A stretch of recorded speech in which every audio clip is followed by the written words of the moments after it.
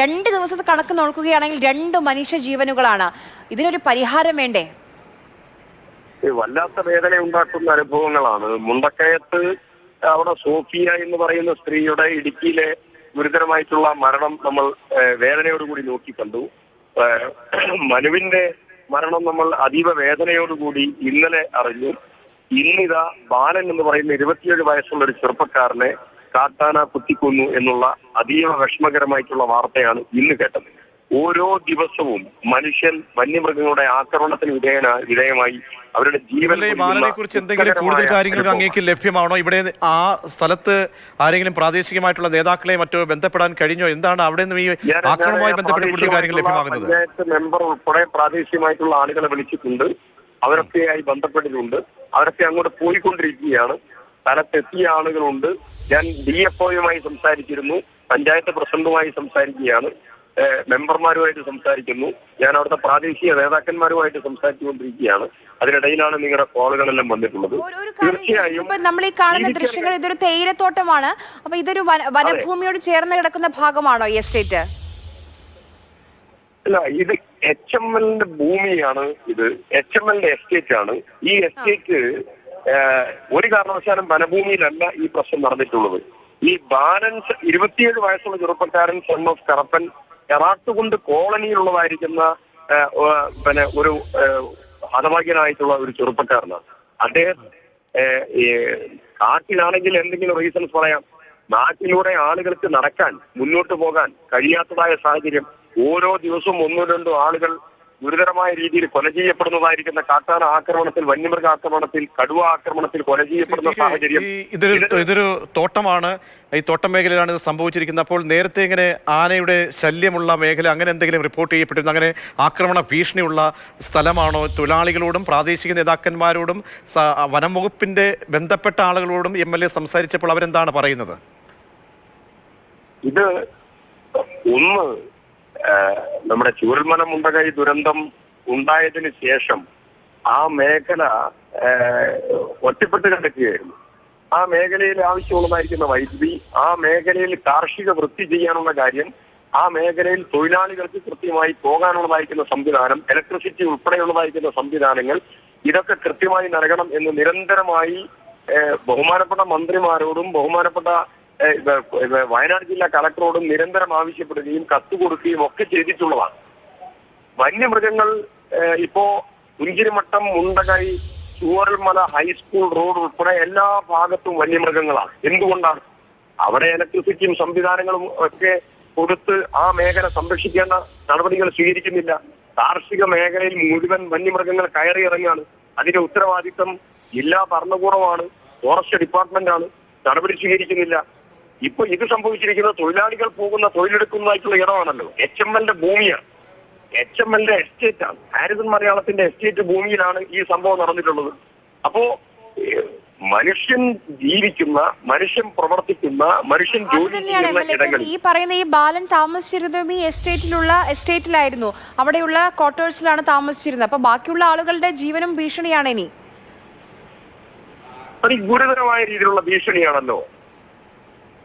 കൽപ്പറ്റ ടൗണിന്റെ തൊട്ടടുത്ത് 1 കിലോമീറ്റർ അപ്പുറത്താണ് പെരുന്തട്ടയിലും പുൽപ്പാറയിലും ഉൾപ്പെടെയുള്ള സ്ഥലങ്ങളിൽ കടുവ കിടക്കുകയാണ്. ഓരോ ഇടത്തും കടുവ 3 കടുവക്കുട്ടികളുമായി കിടക്കുകയാണ്. അപ്പൊ ഓരോ ഇടത്തും ഇത് കിടക്കുകയാണ്.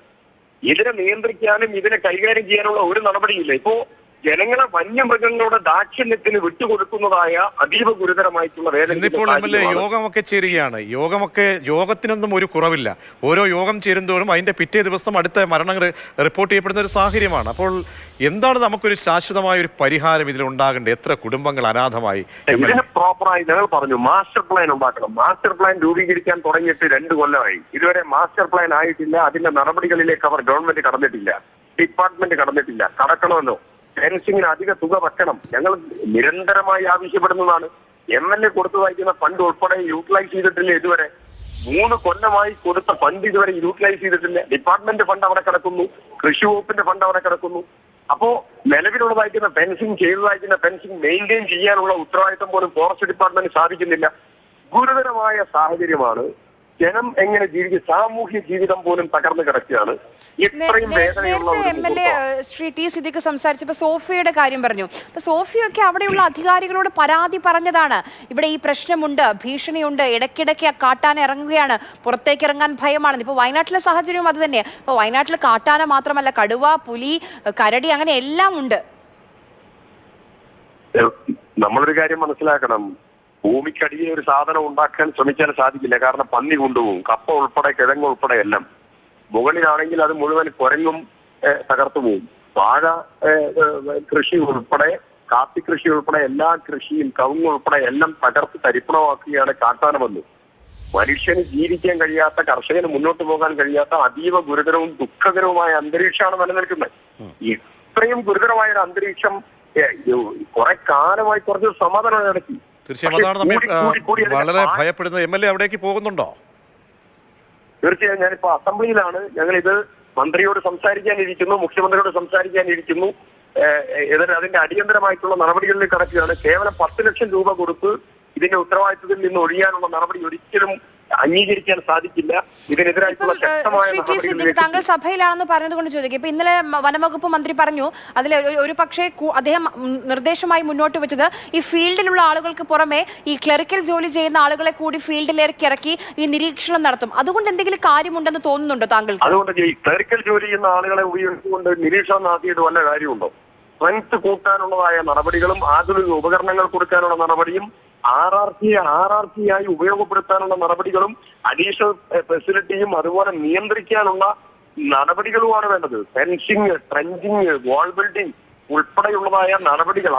അവിടെ സിദ്ദിഖ്, നമുക്ക് കാര്യക്ഷമമായിട്ട് ഈ വിഷയത്തെ സമീപിക്കുകയാണെങ്കിൽ ഈ ഉദ്യോഗസ്ഥർ പറയുന്നത് അവർക്ക് ഫണ്ടില്ല എന്ന്, അവരെ വിളിച്ച് ഫോൺ ചെയ്ത് പറയുമ്പോഴൊക്കെ ഫണ്ടില്ല എന്ന് പറയുന്നു, കാര്യശേഷി ഇല്ല എന്ന് പറയുന്നു. ചിലർ പറയുന്നത് ഈ വനം വകുപ്പ് ഉദ്യോഗസ്ഥരായി റിക്രൂട്ടിങ്ങിന് അല്ലെങ്കിൽ ആളുകൾ ഉള്ള ജോലിക്കാർ തന്നെ മടുത്ത് വേറെ ജോലി തേടി പോകുന്ന ഒരു അവസ്ഥയിലേക്ക് പോലും എത്തിയിട്ടുണ്ട് എന്ന്, അത്രമേൽ സമ്മർദ്ദം എന്നൊക്കെ പറയുന്നു. അപ്പോൾ എന്താണ് യഥാർത്ഥ പ്രശ്നം?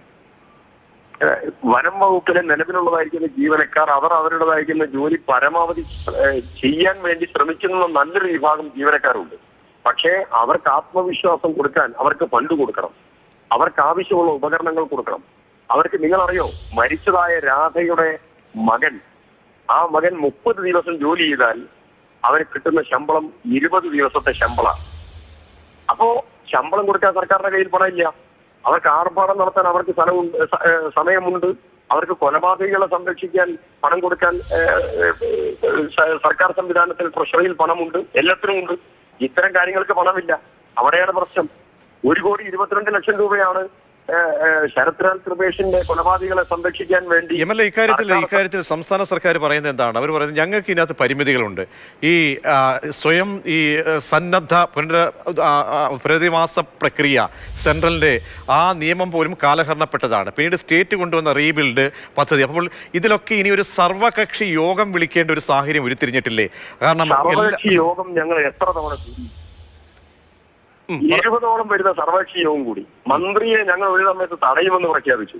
അവസാനം മന്ത്രി 4 മന്ത്രിമാരുടെ കൂടെ വന്നു.